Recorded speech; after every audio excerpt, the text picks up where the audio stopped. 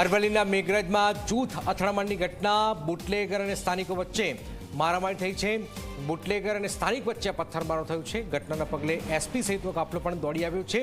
મામલાની ગંભીરતા જોતા જ હાલમાં ભારેલા અગ્નિ જેવી સ્થિતિ હાલમાં સર્જાઈ છે. પોલીસનો કાફલો આપ જોઈ રહ્યા છો ઘટના સ્થળે પહોંચી ગયો છે. એસપી એએસપી સહિતનો પોલીસનો કાફલો ઘટના સ્થળે પહોંચી ચૂક્યો છે. બુટલેગરો મસ્જિદ પાસે કરતા હતા દારૂનું વેચાણ. એ સમયે આ મામલો બીચક્યો છે અને અરવલ્લીના મેઘરજમાં જૂથ અથડામણની ઘટના સામે આવી છે.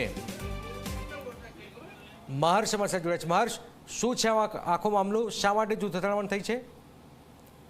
જેના કે જે રીતે મેઘરજ તાલુકાની અંદર દારૂનો જે વેપલો છે વેપલો વધી રહ્યો છે, ત્યારે બુટલેગરો અને મેઘરજ ગામ વિસ્તારની અંદર આવેલા બુટલેગરો અને સ્થાનિકો વચ્ચે પથ્થરમારો થયો હતો.